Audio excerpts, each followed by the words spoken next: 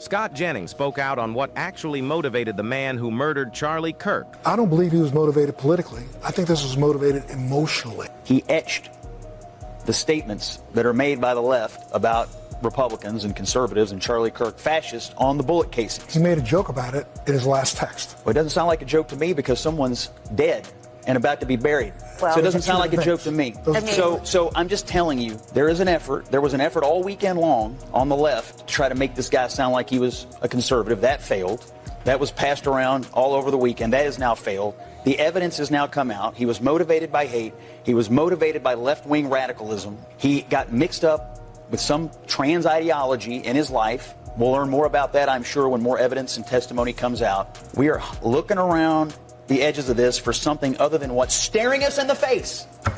Left-wing radicalism got this kid, he went up to a roof, and he murdered our friend, and that's what happened. It's crazy that we have people on the left and nobody, all crickets from the Democratic leadership. You know, they sent these messages on X tweet, whatever, saying, you know, condolences to Charlie's family, blah, blah, blah. Nothing, crickets, about the rhetoric, about the violence coming from the left.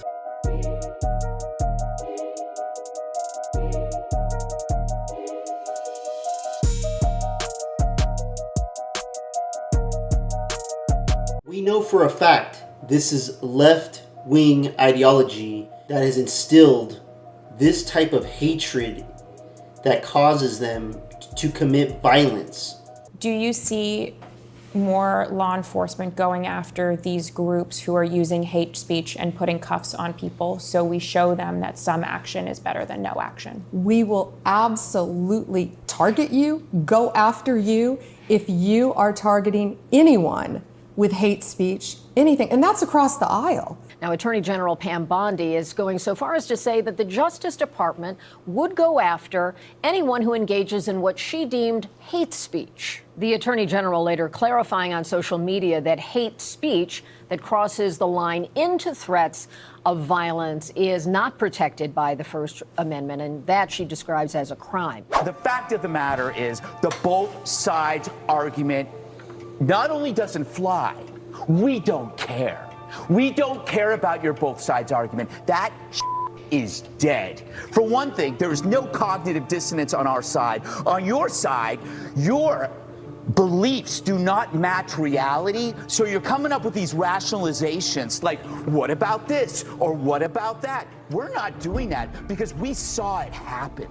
We saw a young, bright man assassinated, and we know who did it. We are not coming up with rationalizations. We are calm, we are honest, and we are resolute. We're not defensive, and I understand the defensiveness. I understand why people are saying, what about this and what about this? Because if you have to face the underlying fact to this, your life is going to fall apart because you're going to realize you're not the good guys. If you sat around and you defended the mutilation of children, you're not the good guys. If you sat 600, 700 cases of harassment against Republicans and you said, but what about this? What about this? And then you see this murder after calling somebody a fascist, you realize maybe I'm not the good guy. That is a hell of a realization to deal with. So therefore, you have to grasp at rationalizations. You don't have to do that, Jessica. They do. I don't believe you're part of that group, but why the hell do you have to mimic and echo that crap to us? I in no way intended at all to minimize what happened to Charlie. I was horrified by it. I have not been on the five but since then. But the two sides argument, well, it's like taking Latin to a duck. No. All that I was saying is could we have all of the information before you just say they did this? Because that is a broad brush to paint with this. And this kid Let's have a conversation. No. Charlie had a conversation. He got shot. Look, I'm sorry, Jessica. I'm sorry. I'm sorry. You weren't here for a week. You came in here and it's cold. And I'm sorry, but this is a story that is immune to news cycles. It's immune to rationalizations. It's immune to bias. This thing is with us for good. And we all have to deal with that. So that means we can't live by the same arguments that you might be reading about relativism among the media. We can't deal with those stories. It doesn't matter. The media is dead to us on this story. They built this thing up. We're dealing with it. We're going to act.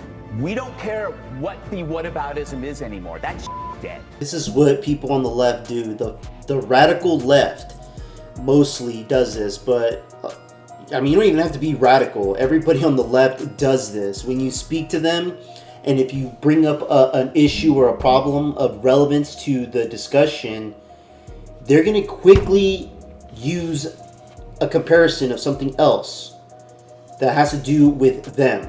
They don't stop and say, okay, well, shit, this is a problem. This is an issue. How do we fix this? I've heard it on Facebook with some people that I'm friends with. I've heard it on comments. I've seen it online in videos. People are like, well, what about the Democrat lady that got murdered by a Republican? We can't have these comparisons. We need to figure out the solution of, okay, well, this is what happened.